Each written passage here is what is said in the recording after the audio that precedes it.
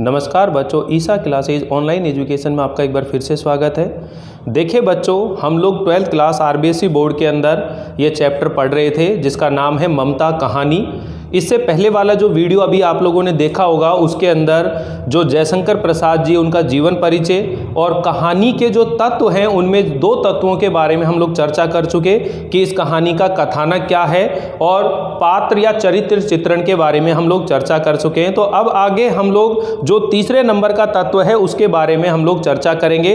तो देखिए बच्चों, अभी तक जो पढ़ा है उसको थोड़ा सा रिवीजन करा देता हूँ। सबसे पहले इस कहानी के 6 तत्व होते हैं, ये मैं आपको बता ही रहा था। इसमें सबसे पहले कथानक या वर्ण्य विषय होता है कि ममता कहानी जो है एक ऐतिहासिक पृष्ठभूमि पर आधारित एक चरित्र प्रधान और नायिका प्रधान कहानी है। इसमें ममता के त्याग, बलिदान एवं कर्तव्य निष्ठा की भावना का चित्रण किया गया है। और पात्र या चरित्र चित्रण, यहाँ इनकी चरित्र की विशेषताएं आपसे पूछी जाती हैं एग्जाम के अंदर। तो यहाँ मुख्य पात्र कौन है? ममता है। ममता के पिताजी का नाम क्या है? चूड़ामणि है, जो कि रोहितास दुर्ग का एक मंत्री है। हुमायूं और शेर शाह दोनों के बीच में युद्ध होता है। मुगल और पठान का युद्ध के नाम से चौसा का युद्ध जाना जाता है। हुमायूं का सेनापति का नाम है गिरजा। गांव की कुछ महिलाएं ममता के जीवन के अंतिम समय में उसके साथ मिलेंगी और हुमायूं को ढूंढते हुए उसके कुछ सैनिक यहाँ पर आएंगे। तो ये पात्र और चरित्र चित्रण के बारे में हम चर्चा कर रहे थे। तो देखिए बच्चों, अब हम लोग इनके बाकी बचे हुए जो वो हैं, तीसरा तत्व भी मैं चलिए यहीं समझा देता हूँ। तीसरा जो तत्व है बच्चों, जिसे हम कहते हैं देश काल या वातावरण कहते हैं। अब देखिए इस कहानी के अंदर देश काल या वातावरण की बात करें तो एक तो जो वातावरण आएगा वो आएगा रोहितास जो दुर्ग है। इस रोहितास दुर्ग के अंदर एक कमरे में, एक प्रकोष्ठ यानी कि कमरा, उसके अंदर ममता जो है ये कमरा बन गया। आप समझिए, इस कमरे के अंदर जो है ममता जो है बैठी है।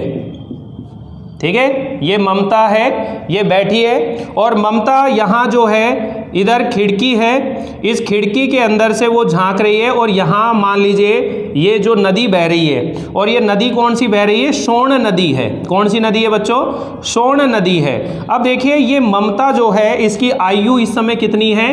23 वर्ष है। कितनी वर्ष है ये? 23 वर्ष है। और ये विधवा हो गई है। क्या हो गई है? ये विधवा हो गई है, यानी कि इनके पति का देहांत हो गया है। और इस वजह से ये ममता जो है अत्यधिक दुखी है। अपने जिस आयु में, इसको यौवन काल, युवावस्था की आयु बोलते हैं, ऐसी आयु जिसके अंदर जीवन के अनेक सपने होते हैं, जीवन में अनेक उमंग होती, उत्साह होती है।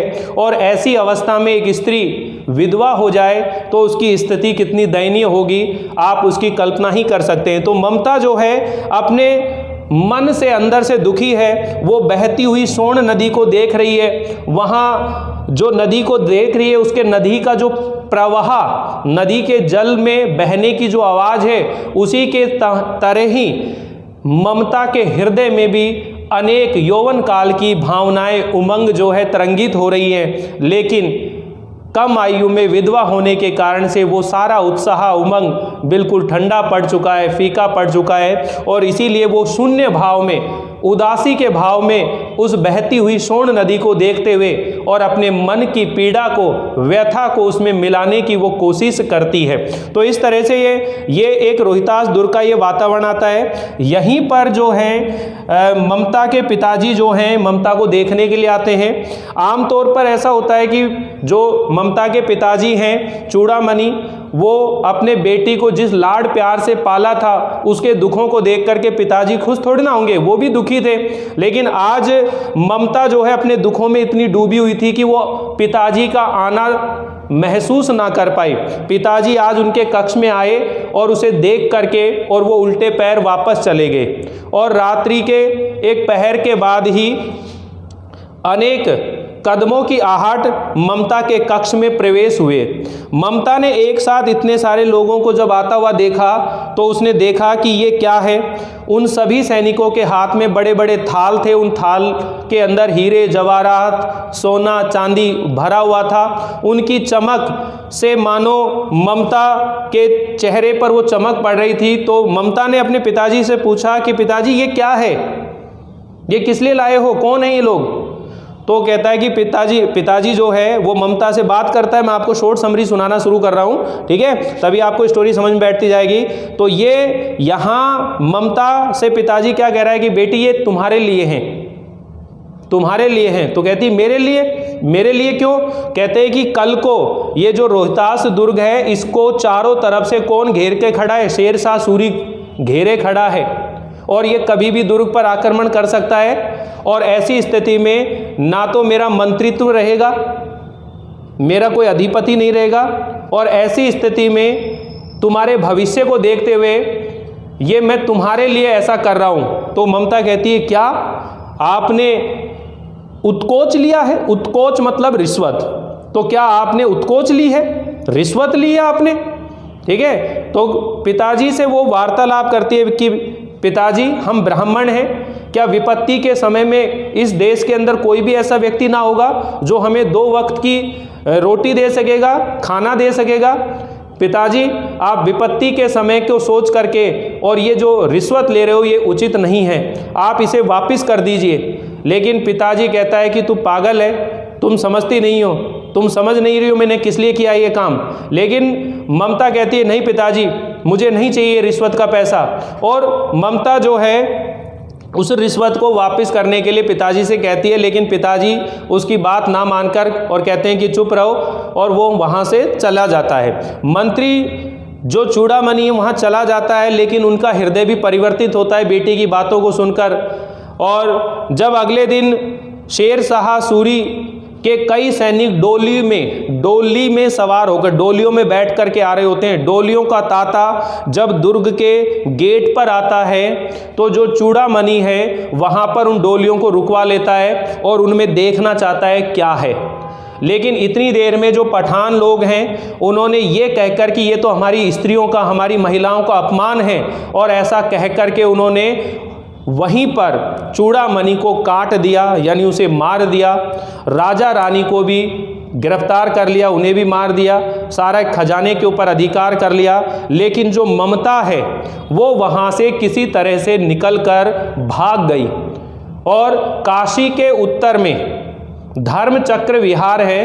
काशी के उत्तर में धर्मचक्र विहार है जहाँ पर गुप्त काल और मौर्य काल के साम्राज्य के जो खंडर हैं वो मौजूद थे। और वहाँ जाकर ममता एक झोंपड़ी में शरण लेती है, वहाँ पर वो रहती है। समझ में आए ना।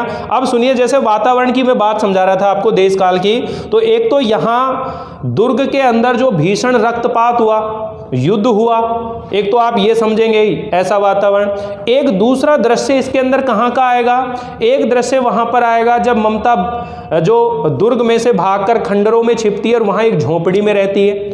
वहाँ झोंपड़ी में वो रह रही है, उसकी झोंपड़ी में एक छोटा सा दिया जल रहा है और वह अपने दिन किसी तरह गुजार रही है। लेकिन वहाँ एक रात को हुमायूं शेरशाह सूरी से हार करके और खून में लथपथ थका हारा वहाँ पहुँचता है और कहता है कि हे माता, हे स्त्री, क्या मुझे एक रात के लिए इस जगह पर शरण मिल सकती है। तो वहाँ पर भी ममता ये सोचती है कि ये हो सकता है हुमायूं भी मेरे साथ छल करे और मैं तो खुद संकट में हूँ इस समय, खुद विपत्ति में, मैं इसकी क्या सहायता करूँ। किंतु ममता ये कहती है कि हम ब्राह्मण हैं, अगर सब अपना कर्तव्य भूल जाएं तो क्या मैं भी भूल जाऊं। मुझे तो अपना अतिथि सत्कार वाला जो कर्तव्य उसे निभाना चाहिए। और वहाँ ममता जो है अपनी झोंपड़ी में हुमायूं को रहने के लिए क्या दे देती है, जगह दे देती है और खुद पीछे खंडरों के अंदर चली जाती है, वहाँ छिप जाती है। प्रातःकाल होती है, सुबह देखते हैं तो बहुत से सैनिक वहाँ आते हैं और वहाँ हुमायूं को खोजने के लिए वो आए हैं। हुमायूं वहाँ झोंपड़ी में निकलकर आवाज़ देता है, गिरजा मैं यहाँ हूँ। उसके सेनापति को आवाज़ देता है कि मैं यहाँ पर हूँ और उसे हुमायूं को देखकर सारे सैनिक प्रसन्न हो जाते हैं। इस सारे घटनाक्रम को ममता जो है एक खंडर की दीवार से लगकर चुपचाप देख रही होती है और अपने आप को कोस रही होती है कि ये मैंने कितनी बड़ी भूल करी है, कितनी बड़ी नादानी करी है। अगर मैं रात को यहाँ इसे रुकने के लिए शरण ना देती तो ये इतने सारे सैनिक यहाँ नहीं आते। अब पता नहीं ये कौन है, हो सकता है मुझे पकड़ ले, गिरफ्तार कर ले, मैं तो बहुत बड़ी मुसीबत में आ गई। इस तरह विचार चल रहे होते हैं। किंतु जब ही वहाँ वो जो हुमायूं है अपने सैनिक से कहता है कि रात को उस महिला ने मुझे यहाँ रुकने के लिए शरण दी थी, मैं उसे कोई मदद नहीं कर सका, लेकिन मैं चाहता हूँ कि अब यहाँ इस झोपड़ी के स्थान पर उसके लिए एक अच्छा सा मकान बना दिया जाए, ये मेरा आदेश है। और वहाँ से वो लोग चले जाते हैं।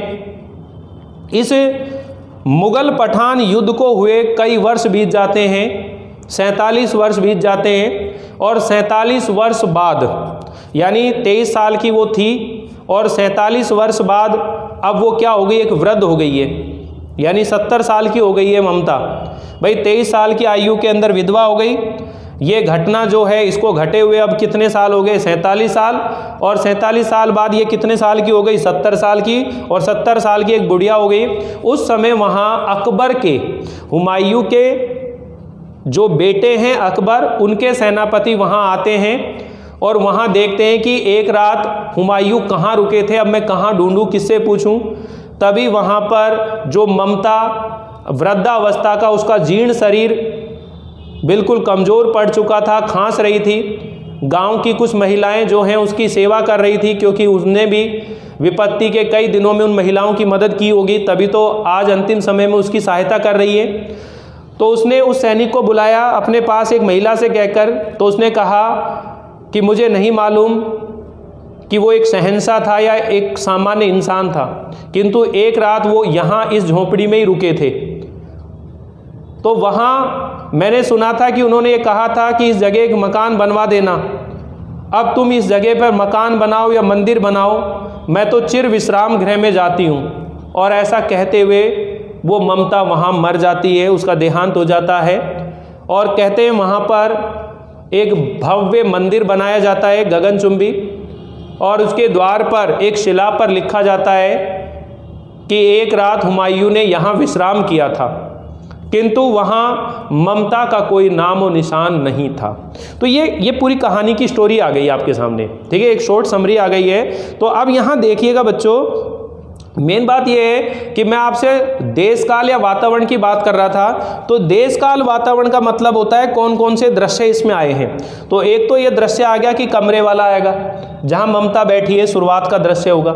फिर वहां पर दुर्ग के अंदर जो हैं शेर शाह सूरी के जो सैनिक हैं वो डोलियों में बैठ करके और वो प्रवेश कर रहे होते हैं। और उन डोलियों को कौन रोक लेता है, चूड़ामणि रोक लेता है, क्योंकि रात में बेटी ने जो बातें करी थी उनकी वजह से चूड़ामणि के अंदर भी देशभक्ति का भाव जाग जाता है। लेकिन उन डोलियों में तो स्त्री वेश में कौन बैठे हुए थे, सैनिक बैठे हुए थे। अचानक हमला कर देते हैं और उस हमले में चूड़ामणि मारा जाता है, राजा रानी भी मारे जाते हैं, लेकिन ममता किसी तरह निकल जाती है। फिर तीसरा जो दृश्य अगर हम देखें तो कहाँ आ गया, ये काशी के उत्तर में जो धर्म चक्र विहार है, जहाँ खंडर हैं, झोपड़ी है, वहाँ का दृश्य आ गया। एक वो दृश्य आ गया, वो वातावरण हो गया। और एक जीवन का जब अंतिम समय, जब वो 70 साल की हो जाती है, अकबर के सैनिक आते हैं, तो एक दृश्य वो हो गया। तो इस तरह ये जो देश काल वातावरण है, ये चीजें भी आपके माइंड में चलनी चाहिए। तो ये तीन तत्व जो हैं आप लोगों को समझ में आ गए होंगे कि कथानक क्या है, पात्र या चरित्र चित्रण क्या है और देश काल क्या है। अब हम इसके अंदर जो इसका जो चौथा तत्व है जिसे हम कहते हैं भाषा शैली। तो देखिए भाषा शैली के बारे में, इसको मैं मिटा देता हूं, आप लोगों ने लिख लिया होगा इसे।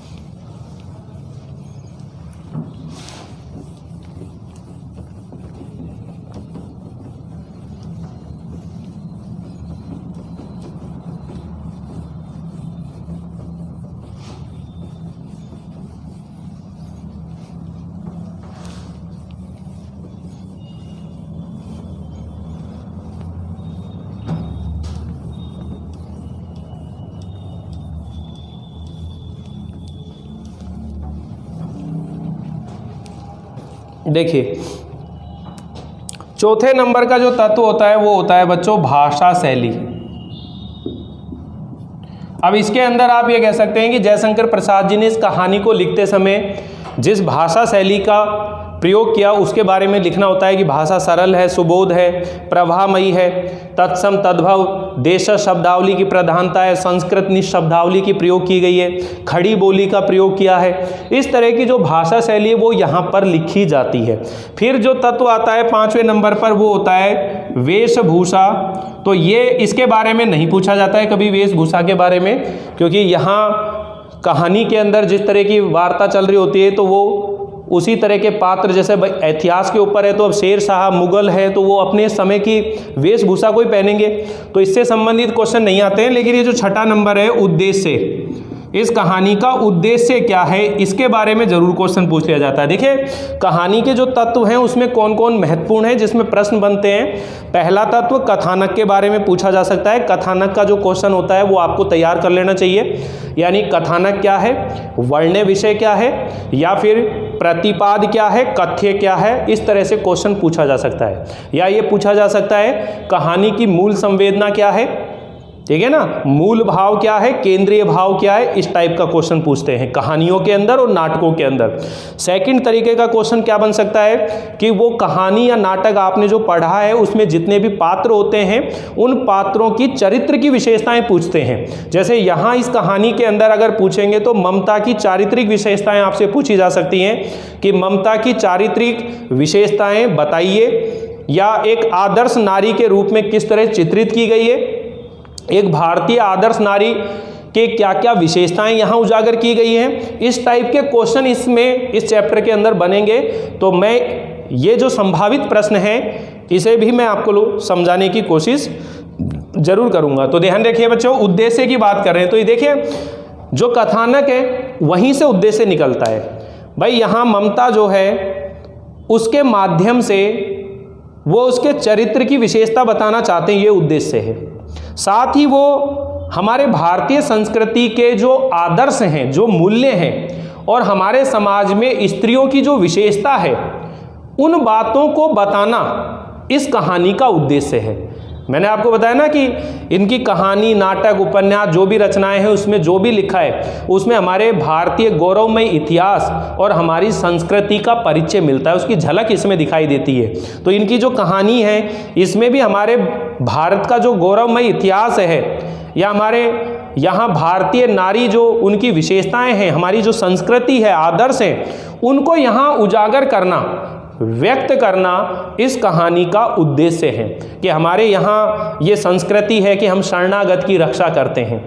कोई भी व्यक्ति शरण में आता है तो शरणागत की हम क्या करते हैं, रक्षा करते हैं। ये हमारी संस्कृति की विशेषता है। हमारे यहाँ की जो महिलाएं हैं वो त्याग करने में, बलिदान करने में या अपना कर्तव्य निभाने में किसी तरह से पीछे नहीं रहती हैं। ये यहाँ की संस्कृति की विशेषता है। ये सब चीज़ें इस कहानी का उद्देश्य है बताना। और शिक्षा क्या मिल रही है कि हमें इस समाज में सबके साथ प्रेम भाव से रहते हुए, सद्भावना के साथ रहते हुए, विकट परिस्थितियों में भी यानी संकट की स्थिति में भी अपने आदर्श, अपने मूल्यों का त्याग नहीं करना चाहिए। अपनी संस्कृति, अपनी परंपरा का हमेशा निर्वाह करना चाहिए। ये प्रेरणा, ये संदेश हमें इस कहानी से मिल रहा है। तो देखिए आप लोगों को ये सभी बातें मैंने अच्छे से समझा दी है बच्चों। अब हम लोग यहाँ इस बुक की जो रीडिंग है वो करेंगे, लेकिन जो मैं तत्व आपके बारे में चर्चा कर ही रहा हूँ उन्हीं के बारे में एक बार उद्देश्य और लिखवा देता हूँ मैं आप लोगों को, ताकि आप लोग इस उद्देश्य को भी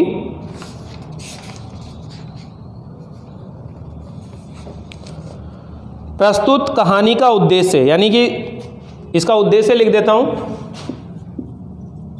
प्रस्तुत कहानी का उद्देश्य मानवीय संवेदना, मानवीय संवेदना के साथ, मानवीय संवेदना के साथ भारतीय नारी के आदर्शों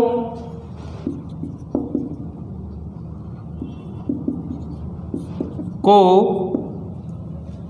स्थापित करना है।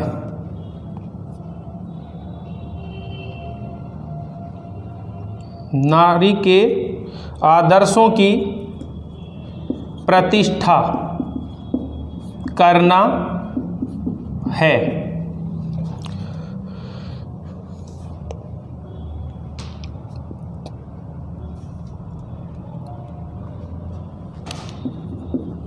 इस कहानी की प्रमुख पात्र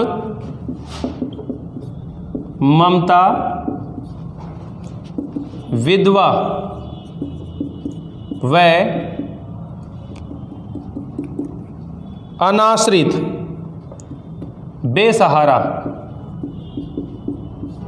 विधवा व बेसहारा होते हुए भी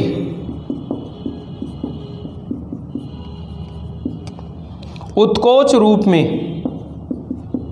उत्कोच का मतलब है रिश्वत,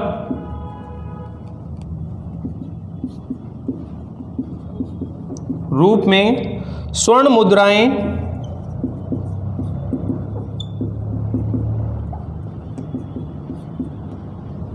स्वीकार नहीं करती हैं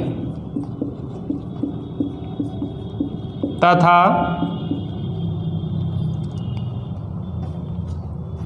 आत्मगौरव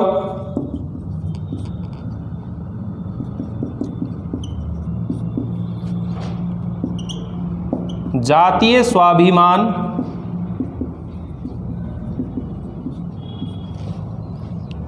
और सेवा भाव का परिचय देकर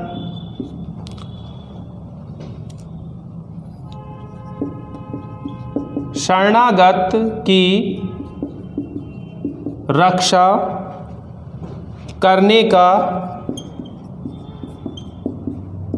दायित्व निभाती है। उसमें त्याग, करुणा, उसमें त्याग, करुणा, सेवा भाव एवं कर्तव्य निष्ठा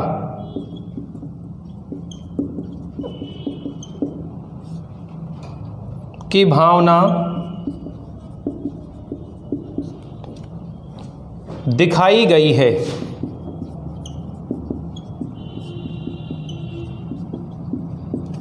ठीक है, तो ये उद्देश्य आप लोग नोट कर लेंगे। प्रस्तुत कहानी का उद्देश्य मानवीय संवेदना के साथ, एक इंसानियत इमोशन के साथ भारतीय नारी के जो आदर्श हैं उनकी प्रतिष्ठा करना इस कहानी का उद्देश्य है।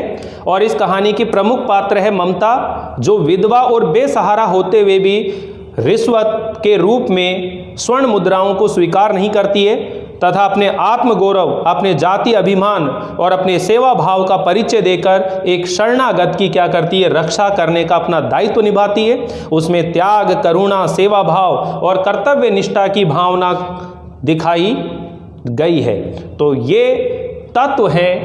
अब ये देखिए आपके तीन, यानी उसने कहा था कहानी, ममता कहानी हो गई और एक हो गया तौलिए एकांकी। ये तीन तरह की विधाएं हैं जिसमें कहानी के या नाटक के तत्वों के आधार पर प्रश्नों को तैयार करेंगे आप लोग।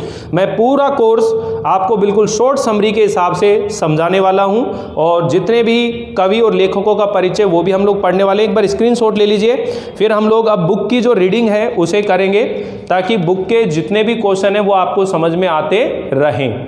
तो देखिए बच्चों, हम लोग बुक की शुरुआत कर रहे हैं। आप सभी अपनी अपनी बुक निकाल लीजिए। बहुत छोटी सी कहानी है, पढ़ने में आपको आनंद आने वाला है। एक एक चीज़ हम नोट करेंगे और पेन या पेंसिल साथ रखें ताकि इसमें जो भी कठिन शब्द आते हैं वो आप उसका अर्थ नोट कर सकें। तो देखिए, सबसे पहले हम बात करेंगे, परिचय हो ही चुका है, इसके बारे में चर्चा नहीं कर रहे हैं। 86 नंबर पेज पर जो पाठ परिचय है वो हम लोग पढ़ रहे हैं। यहाँ से शुरुआत करेंगे। प्रस्तुत पुस्तक में संकलित कहानी ममता अपने कर्तव्य पथ से मुंह ना मोड़ने वाली एक ऐसी स्त्री की कहानी है जिसने युद्ध में हारे हुए हुमायूं को अपने घर में शरण देकर उसकी जान बचाई थी। हुमायूं उसका घर बनवाकर उपकार का ऋण चुकाना चाहता था, लेकिन बरसों बाद अकबर के आदेश से एक अश्वारोही घोड़े पर सवार होकर के एक व्यक्ति, एक सैनिक उस स्थान की सुध लेता है। ममता उस मुगल अश्वारोही को वह स्थान सौंप करके, वह स्थान दे करके अपना देह त्याग देती है और अनंत यात्रा पर, यानी कि जीवन के अंतिम समय में, यानी वो मृत्यु को प्राप्त होकर के चली जाती है। और वहाँ एक अष्टकोण का 8 कोण वाला एक आकर्षक मंदिर बनाया गया, जिसके शिलालेख पर लिखा गया था, सातों देश के नरेश हुमायूं ने एक दिन यहाँ विश्राम किया था। ये अंडरलाइन कर लेना। अष्टकोण के मंदिर, यानी अकबर ने किस मंदिर का निर्माण कराया? एक अष्टकोण का गगनचुंबी मंदिर बनवाया और उसके द्वार पर एक शिलालेख पर लिखा गया था, सातों देश के नरेश हुमायूं ने एक दिन यहाँ विश्राम किया था। उनके पुत्र अकबर ने उनकी स्मृति में यह गगनचुंबी मंदिर बनवाया, मगर ममता का कहीं नाम नहीं था। ये मैं आपको बता चुका हूँ, अभी शॉर्ट समरी आप लोगों ने सुनी है। अब हम इसकी व्याख्या करने के तरीके से ये चैप्टर हम लोग पढ़ते चलेंगे। देखिए, पद में तो फिर भी आप लोग कार्रवाई कर देते हो, व्याख्या करने में कार्यवाही करते हो, सही ढंग से वो भी नहीं करते हो, लेकिन जो गद होता है उसके अंदर तो और भी तगड़ी कार्रवाई करते हो, क्योंकि वहाँ आपने थोड़ा सा प्रसंग लिखा कि ये इस पाठ से, इस लेखक से, और पूरा पैराग्राफ ज्यों का त्यों लिख जाते हो आप लोग, और फिर सोचते हो कि नंबर क्यों नहीं आ रहे। तो मैं आपको वो सारे तरीके समझाने वाला हूँ कि आपको व्याख्या करते समय किन चीज़ों को ध्यान रखनी चाहिए। और महत्वपूर्ण चैप्टर है ये, बहुत छोटी कहानी है, ठीक है। तो देखिए बच्चों, रोहितास दुर्ग के प्रकोष्ठ में ये शुरुआत का दृश्य है, पहला दृश्य है। अब मैं दृश्य वाइज आप लोगों को समझाता हुआ चल रहा हूँ। इस कहानी के अगर दृश्य आपके माइंड में बैठ जाते हैं तो ये पूरी कहानी भी दिमाग में सेट बैठ जाती है एकदम, क्योंकि देखिए लैंग्वेज थोड़ी सी क्लिष्ट आएगी, लेकिन हम इसे बहुत सरल बना देंगे, बहुत मज़े से इसको हम पढ़ेंगे।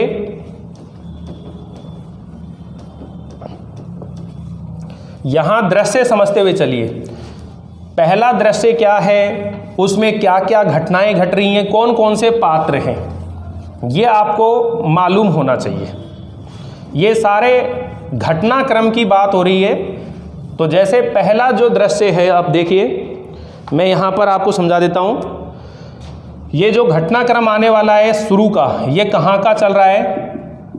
रोहितास दुर्ग। अब ये जो रोहितास दुर्ग की बात हो रही है, इस रोहितास दुर्ग के अंदर जो है, हम यूँ कह सकते हैं ये ममता का कमरा है, और इस कमरे के अंदर यहाँ ममता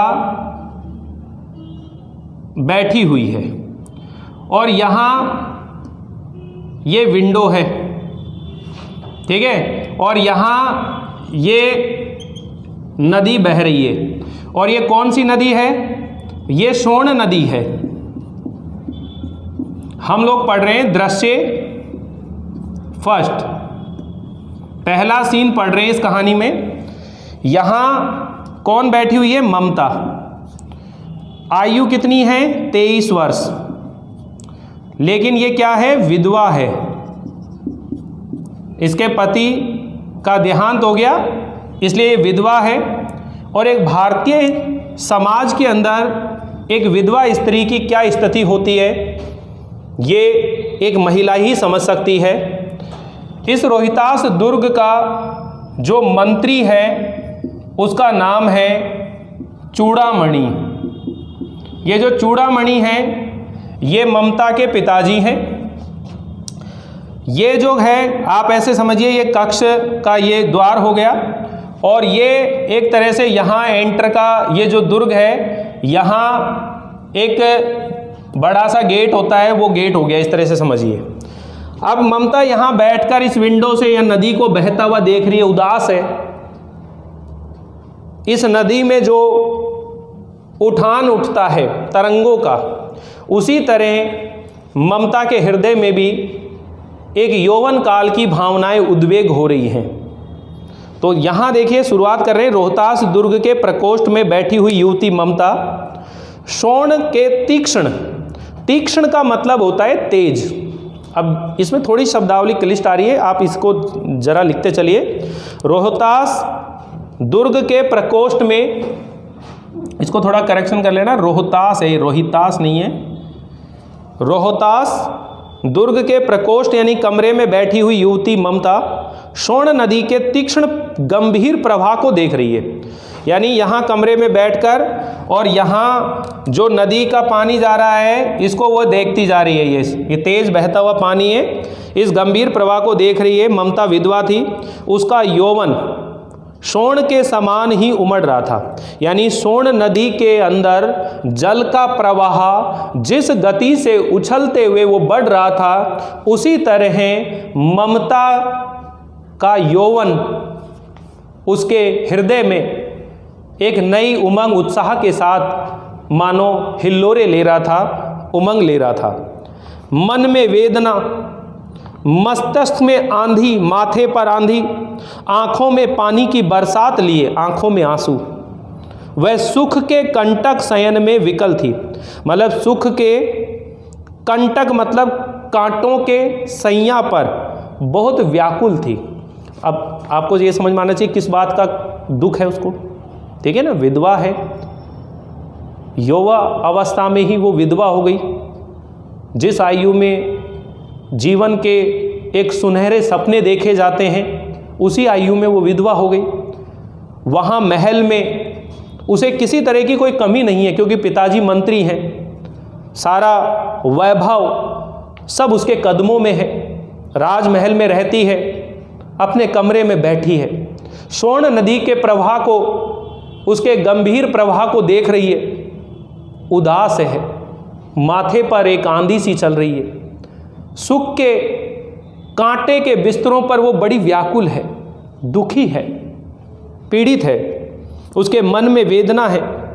वह रोहतास दुर्गपति के मंत्री चूड़ामणि की अकेली दुहिता यानी कि बेटी, दुहिता का मतलब है बेटी थी। फिर उसके लिए कुछ अभाव होना वहाँ असंभव था। उस महल में उस महिला के लिए, उस ममता के लिए किसी चीज़ की कमी होना यह असंभव था, किंतु वह विधवा थी। हिंदू विधवा संसार में सबसे तुच्छ और निराश्रय, निराश्रय यानी बेसहारा प्राणी है। तब उसकी विडंबना कहाँ का कहाँ अंत था। तो अब देखिए, ये एक अंडरलाइन कर लीजिए आप यहाँ, हिंदू विधवा संसार में सबसे तुच्छ और निराश्रय प्राणी है। इस कथन का आज से स्पष्ट कीजिए। तो आपने बताना है भारतीय समाज में एक विधवा स्त्री की स्थिति बहुत दयनीय होती है। वह निराश्रित प्राणी के समान जीवन यापन करती है, क्योंकि विधवा स्त्री का स्थान भारतीय संस्कृति में एक तुच्छ स्थान समझा जाता है और उसके साथ एक मानवीय व्यवहार नहीं होता है।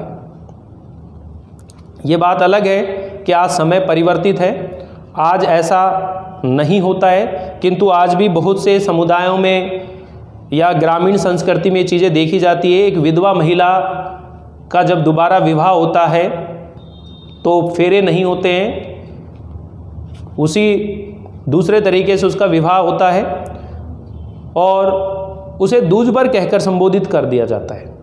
तो कहने का मतलब है कि एक महिला जो अभी मान लीजिए पढ़ रही है, अभी उसने 11वीं 12वीं फर्स्ट ईयर सेकेंड ईयर में पढ़ाई कर रही है और कॉलेज में जाती है, वो अपने जीवन के कितने कितने सपने उसने मन में पाल रखे, घर वालों ने उसकी शादी कर दी और शादी के कुछ दिन बाद ही मान लीजिए उसके पति का देहांत हो गया, तो उस महिला की ज़िंदगी कैसी होगी आप सोच ही सकते हैं, कल्पना ही कर सकते हैं। तो ये जो ममता है इसके साथ भी ऐसा ही हुआ। तो ये समाज की एक दयनीय स्थिति है कि यहाँ भारतीय समाज में एक विधवा स्त्री को एक तुच्छ प्राणी और एक बेसहारा प्राणी जो है वो मानते हैं। तो यहाँ हम लोग ये पहला जो दृश्य इसे पढ़ रहे हैं। चूड़ामणि ने चुपचाप उसके कमरे में प्रवेश किया, प्रकोष्ठ में प्रवेश किया। शोण नदी के प्रवाह में, उसके कल नाद में, उसके कल कल बहते हुए ध्वनि में अपना जीवन मिलाने में वो बेसुध थी। यानी जो ममता है वो शोण नदी के कल कल की ध्वनि में अपने जीवन की व्यथा को मिलाकर वो बेसुध थी।